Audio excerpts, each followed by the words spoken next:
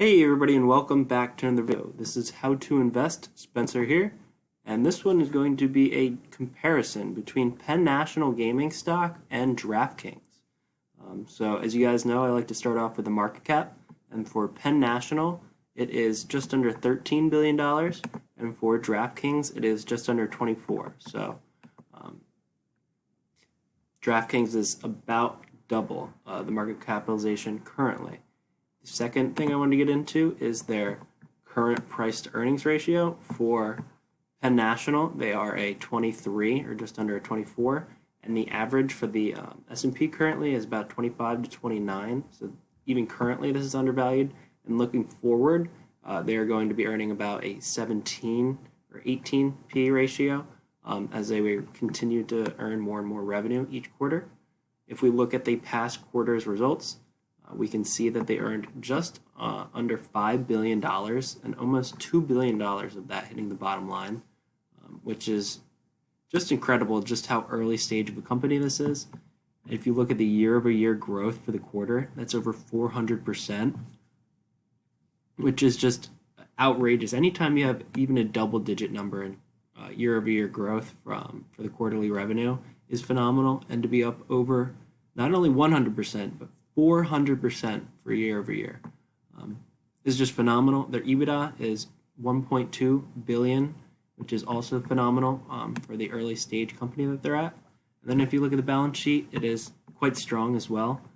They have a good amount of debt, but they have also $2 billion on the balance sheet, which they would be able to pay off some of their debt and service it.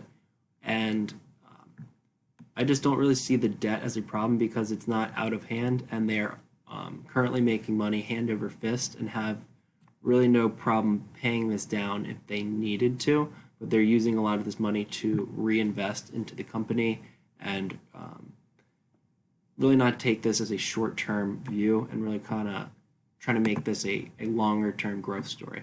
If we look into DraftKings right now, they're essentially trying to do the same thing. If we look at some of their statistics, we can see that they currently aren't making money on the bottom line, and because of that, they do not have price to earnings ratios because they're not earning money. They are a pre-earnings company, as some might say.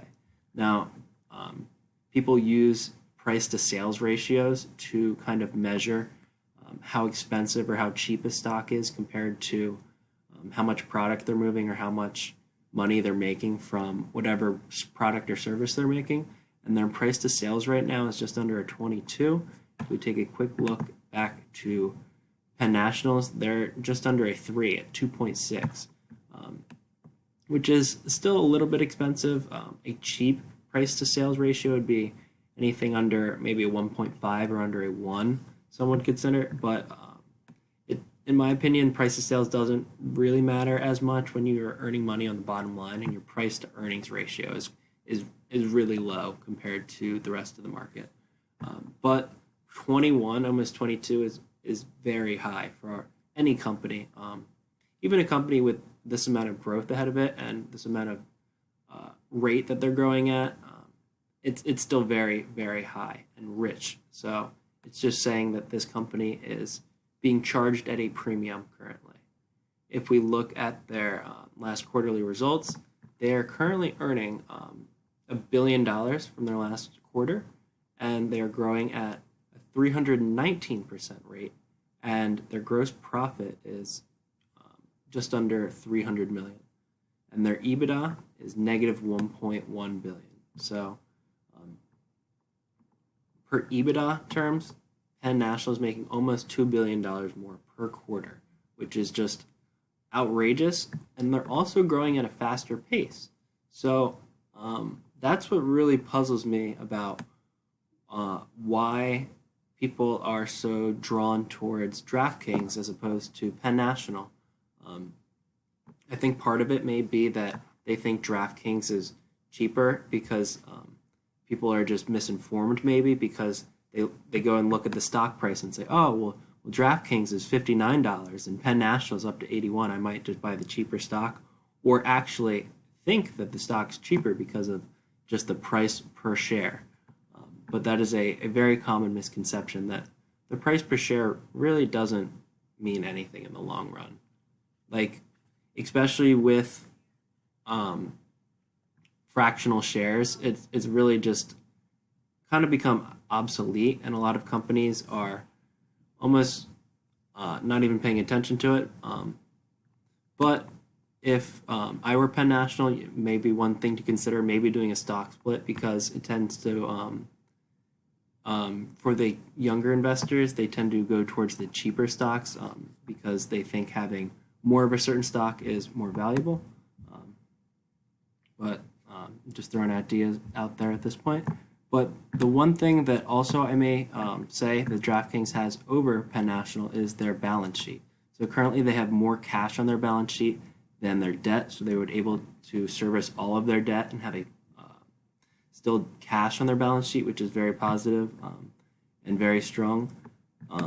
But the main problem I have with DraftKings is they're just spending way too much money on advertising. I'm sure you've heard it because I hear all of it all the time.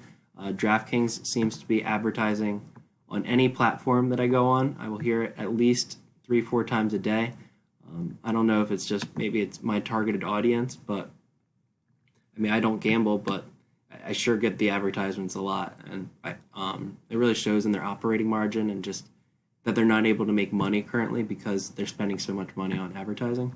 As to where Penn National is a part owner of Barstool Sports, which does their advertising for them and is essentially free since they purchased 36% of them.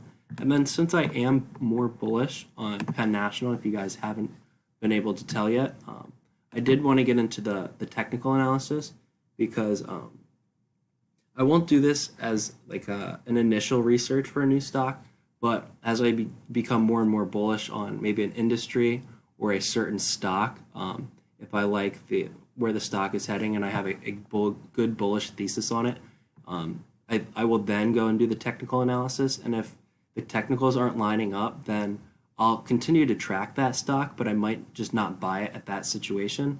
And if it falls into a certain price target that I feel comfortable buying at, and I believe I'll make reasonable returns, then we'll go ahead and buy it and start a position and continue to add if it stays at a reasonable price. But I just wanted to share that technicals aren't my main focus of investing. It's kind of more of finding good companies and then seeing if the charts align. So what I have here is a chart that I actually made back in July.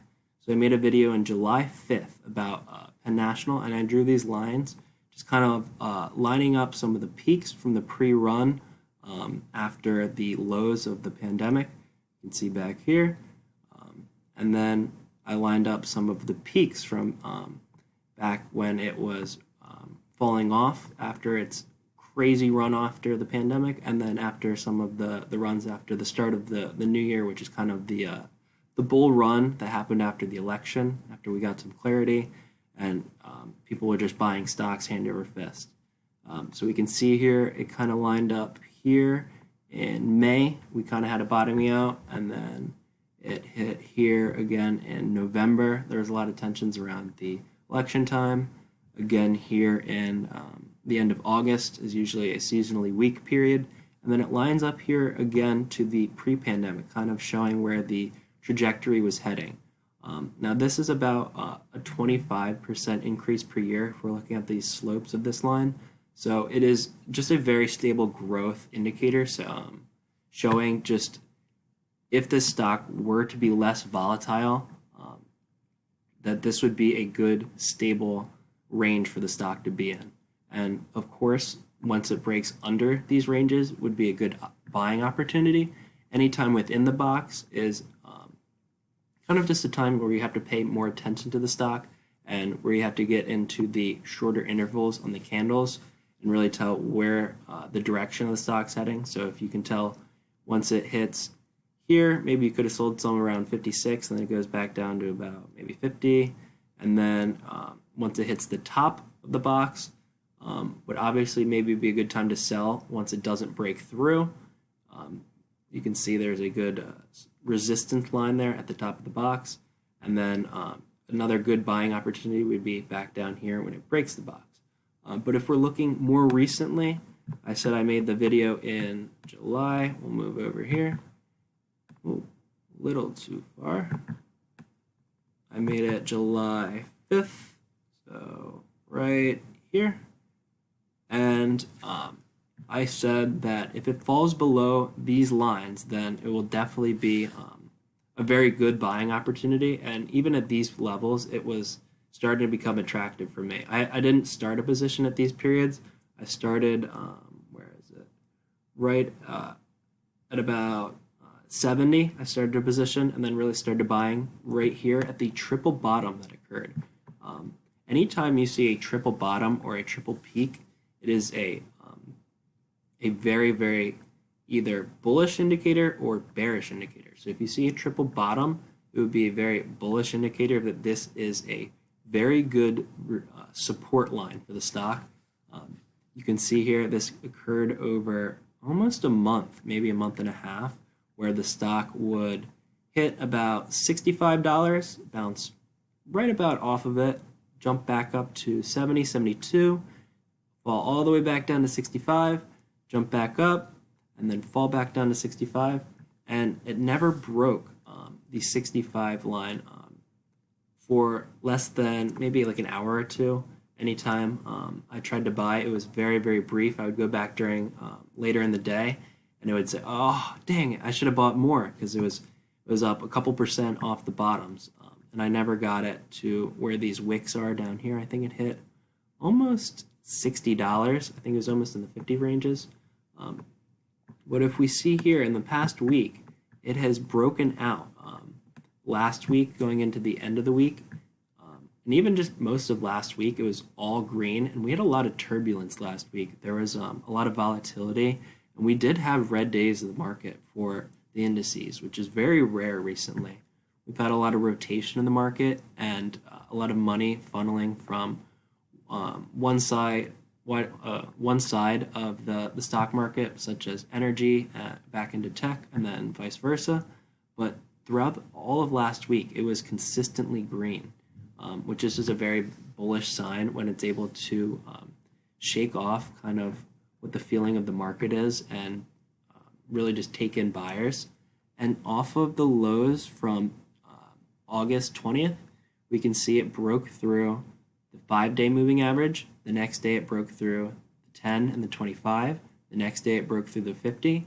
And since then has yet to break any of the moving averages and is steadily holding above it. We have a lot of room to spare off of these. As you can see, they're typically very close together with the moving averages, and we have a good almost 2 points. It's from 79 to 81 off of the moving average, and it looks like it is going to break the resistance of the lines that I drew on July 5th.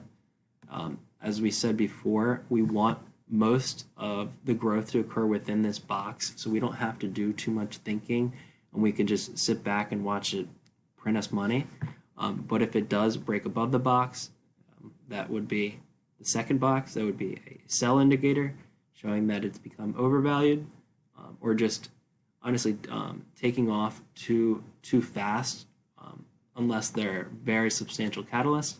And then once it fell below, like we did here, very, very good buying opportunities here. So what I believe within the next week, it will break through this box and have very, very strong buying opportunities to continue this momentum through this box, maybe even break through, because some of the most bullish opportunities during the betting season for sports betting is football. Football is the #1 earner for all sports betting, because there's just so many ways to bet the game, so many players, fantasy. There's just endless opportunities, and a lot of people only will bet football. So this is by far their most bullish season. If we look back here to last year, at the start of the season, it went in August all the way from 35 to the end of the season in February. It went from 35 to 100. So essentially a triple up over the last football season, which is just another very, very bullish point as the cherry on top of this technical stock chart analysis. If you watched to the very end of the video, thank you very much for watching. That was my bullish thesis on Penn National stock and why I believe that it's undervalued compared to DraftKings. So thank you very much for watching and have a great day.